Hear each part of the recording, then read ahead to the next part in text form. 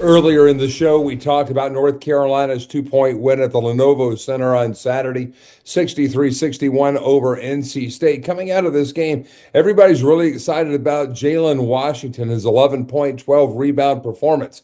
And it just gets to me, guys, that more people aren't talking about Ian Jackson. This true freshman is, in my mind, one of maybe three at the most potential pro players on the North Carolina roster right now. I mean, legitimate pros, guys that are going to see a lot of time on this side of the Atlantic Ocean playing professional basketball. But why isn't Jackson more celebrated with the fans and with the media?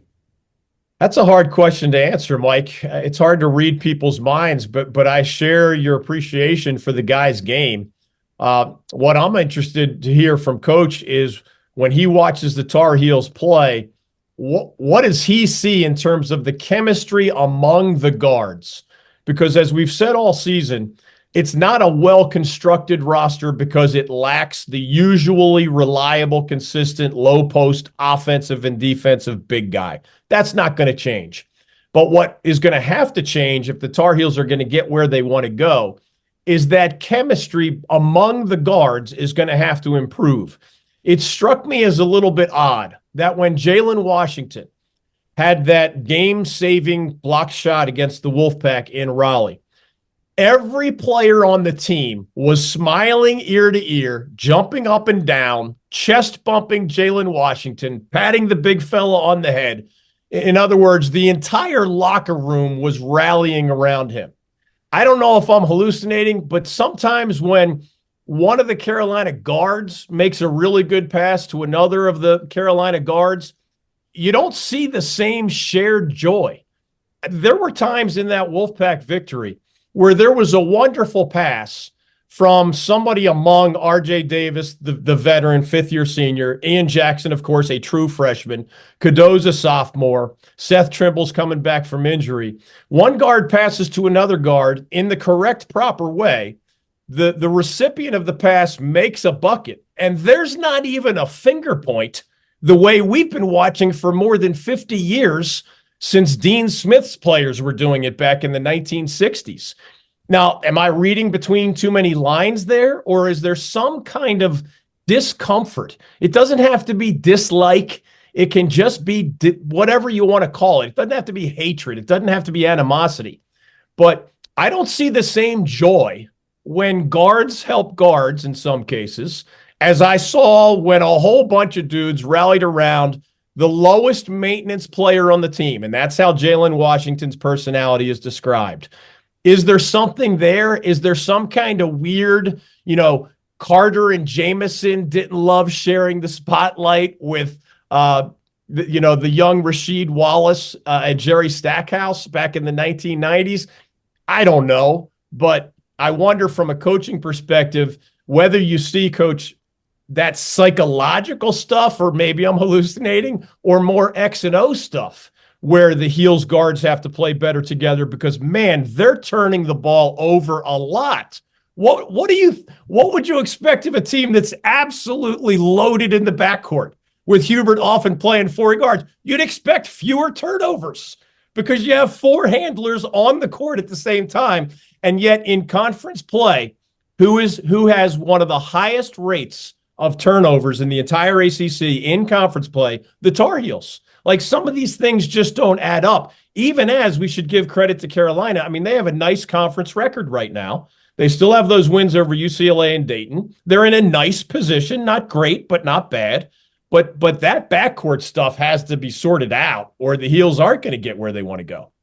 It's amazing, David, to be in this position, having been on the other side of that for over 2 decades. And there's always this chasm between, the coaches and the team, certainly fans, but even astute media members such as yourself that can see these things, because sometimes you can't hide those. And it's hard to acknowledge them as a coach publicly. Now, Hubert's not Mick Cronin. He's not going to air all of his grievances to his team out in public. To each his own. And obviously there's a lot of extenuating circumstances of why coaches choose to do a lot of things they do in the media, whether they like it or not. but some things are hard to hide. And you know, David, watching the game, I just tried to take a very neutral point of view to watch both teams just play, just watch the game.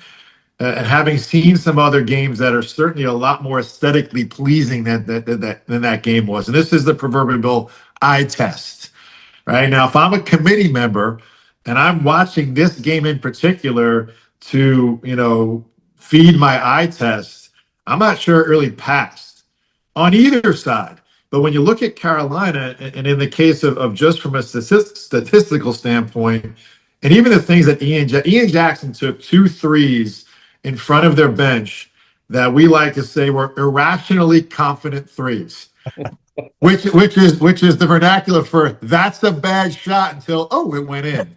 I see. Or maybe this is just a guy that is that guy. Maybe he is the guy that needs to be the highlighted shooter on this roster. When you go 5 for 8 from a 3, there aren't a lot of mistakes. You can be hot one day, but there's no question that Jackson is talented. Now you have is RJ in his 7th year now? I mean, like, you can't even tell you how long RJ's been there for. And now you have a hot shot freshman. Of course, there's going to be some sort of side eye in the locker room. And I think this was something that came up, David, early on when NIL became prevalent. And it was, how is the locker room going to handle this? When one guy's getting X amount, another guy's getting another amount. Well, there's another layer to this, is the NBA level now. And Ian Jackson, all of a sudden the projections start to come out at halfway through the season. And where do you find Ian Jackson? In the lottery.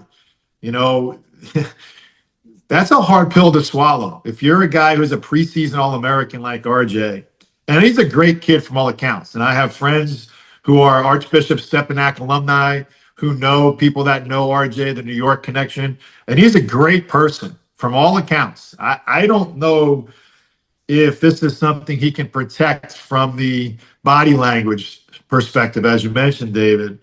But there was also, if I look back in the game, really only one time, I think Seth was in the game at the time, where they had a one more, swing for an open 3. And that should be happening all the time when you're playing 4 guards, no matter who you're playing against and what their size is, when you have that amount of talent that Trimble, Cadeau, Jackson, Davis have. You can ask any coach in the country, if you want those 4 guards, there's only maybe a dozen that are saying, we're good with ours. The other 350 are like, yeah, we'll take those 4 guys. You can take our guys. We'll side transfer portal this deal today. Like, those are some talented dudes. I know that Hubert knows that. I know they know that. But now you're getting into the management of that. And is the 4-1 record, is it true, or is it just the way the schedule fell? And that's what we're about to find out. And if Jaylen Washington becomes the glue guy, and this is kind of where I'm putting it all together, if the eagerness and the joy that they all showed for Jaylen making that dunk on it, I think Cadeau made a great. I think it was Cadeau made that pass, and then obviously the big block shot to secure the game. Maybe that's what they need. They just need a little innocence in that locker room. Just remove all the crap that's going on. Like, remove your agendas. The finger pointing thing was something that was a staple of Dean Smith's program, and then obviously Coach Williams. It's a Carolina thing. We've talked about, hey, is the plus point thing up on the board still? They're still doing that. If they've lost the plus point deal and the finger pointing thing, we got a lot of stuff to clean up here heading in January and February from a Carolina way. But they still got the talent, albeit a short bench, to keep that 4-0 record intact and stay at the top of the conference. The irrationally confident 3 has to be my favorite phrase so far of this edition of Timeout. And it reminds me of that point in the game whenever Withers gets the ball, it's like, please don't shoot. But what the heck is Jaylen Washington doing shooting 3-pointers? I think Hubert Davis has come around to your view and my view of Jalen Withers. If you saw the state game, Jalen Withers might have played, I think, 6 minutes or something really small. Was it 4? Coach, yep. Holy cow. I mean, that's probably one of the lowest minute games of his I think he's one of those 5 or 6 year college players counting his time at Louisville. That is about as scraping bottom as he has been. And I agree with that assessment because he has not been a smart player. If you're not a smart player by your 5th or 6th year, you're not going to be a smart player. He's not an efficient player. And I'm not saying he's selfish or anything like that. I don't think he's a winning player. And they have to squeeze what they can get out of Jaylen Washington. They have to squeeze what they can get out of Van Allen Lubin. I think those are the 2 guys they're more comfortable trying to ride with. They're still not great, those big guys at catching the ball off the pick and roll. I mean, that is an absolute adventure. Defenses are daring Carolina's guards to dump it to the rolling big man. We dare you to try that. And half the time, the big guy fumbles it or can't find an open man or dribbles it off his foot or whatever. And that's not going to do it. But that's where, with this personnel, they just have to keep working on that backcourt chemistry, keep working on those types of pick and roll plays. But to Coach's point, it's about, look at it this way. John Shire, prior to the start of the season, managed all of the potential agendas.